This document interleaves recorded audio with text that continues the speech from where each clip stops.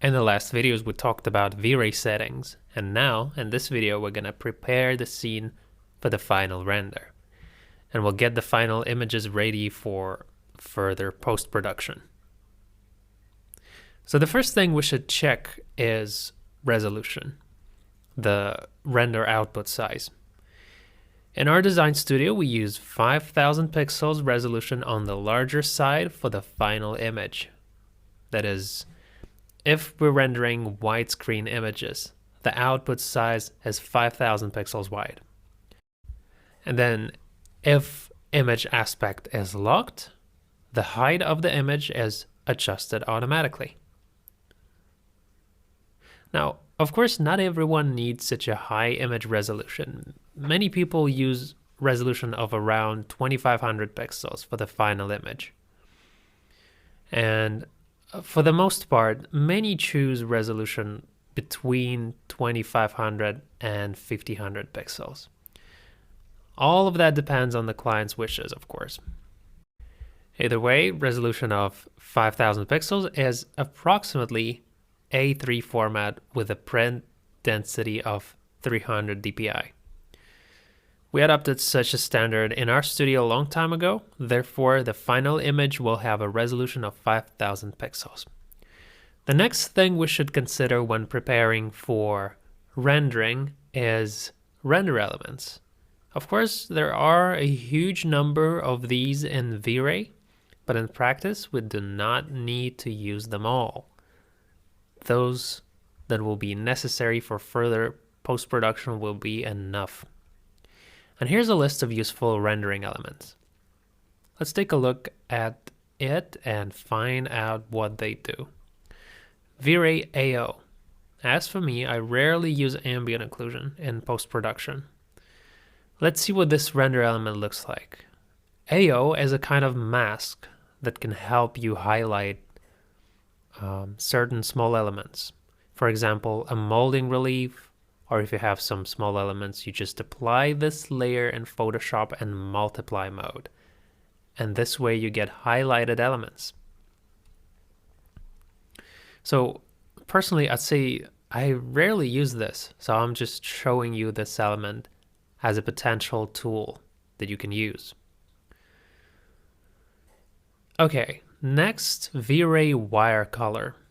It's a render element that you should definitely check out because it will definitely come in handy in your projects. I recommend always adding it by default.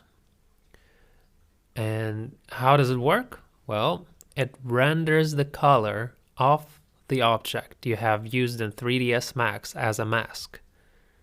So let's take this molding element right here. It has a black wireframe color, and we can change it to blue. And then it will be blue here. See, it's being updated now. Let's restart this.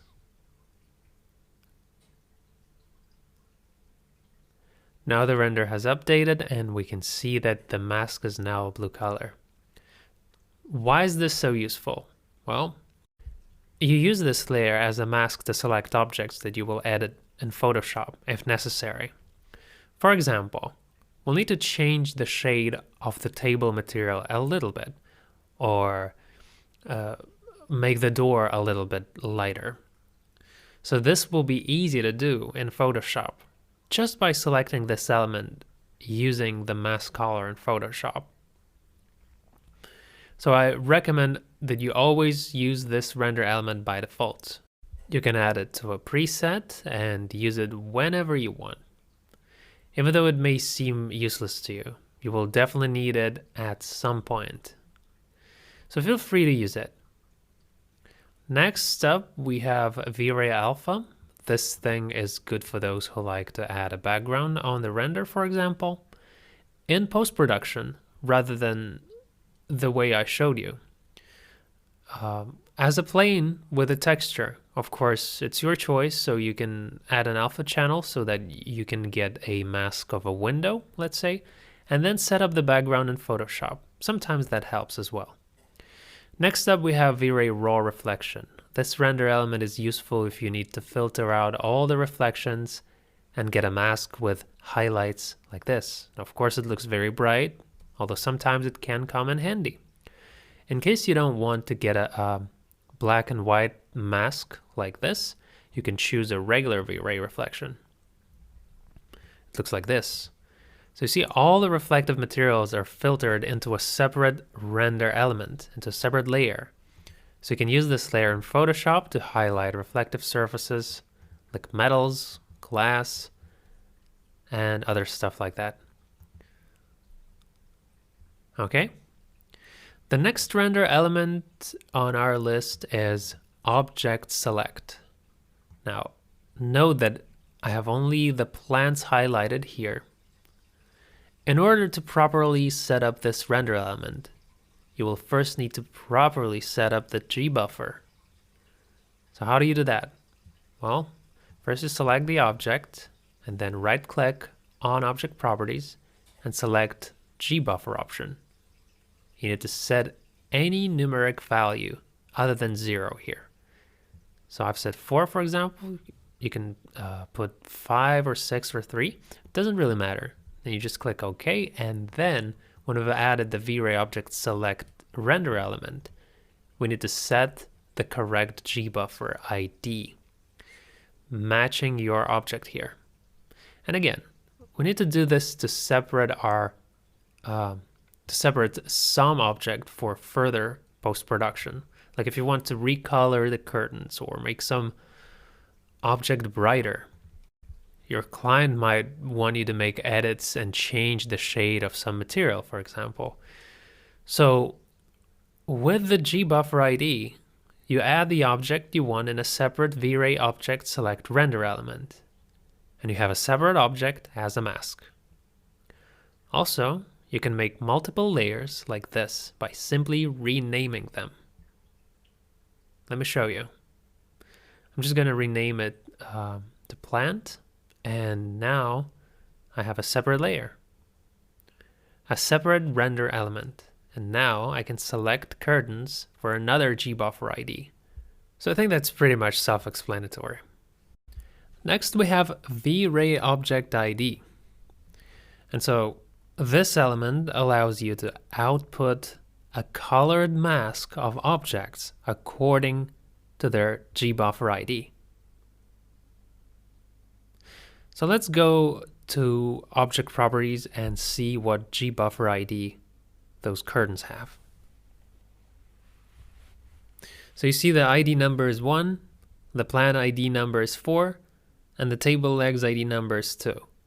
So all objects with G buffer ID other than 0 are added to a separate mask as elements. And this will also allow you to use this as a mask in post-production. Also, don't forget that you can also set the anti-aliasing setting. When anti-aliasing option is not set, you get these sharp edges like this on the scene. To be honest, I'm not really sure why it works this way in V-Ray. It would be better if this could be smoothed out by using color with AA, so that these sharp edges wouldn't be there. Basically, you don't have to do that most of the time because V-Ray wire color creates a separate mask. So you just have to create a separate wireframe color for objects so that you have a good mask. Let's have it be magenta for the plant. If we restart the render, we'll have a colored mask, which will be handy to select on Photoshop. And the last render element that I can recommend is V-Ray lighting. In case you want to add more lighting to some particular areas of your render, this element will filter your light sources separately and create a separate layer without global lighting, only with direct light sources. So you can use this layer in Photoshop in screen mode and then brighten some areas. So you can save this render element for yourself. You may need it. Now, let's move on to saving the file and the render queue. Now, if you're rendering a single image and you want to leave it to render and have it saved afterwards, here's what you need to do. You have to go to the V-Ray tab and then select the separate render channels option. Check the box right here.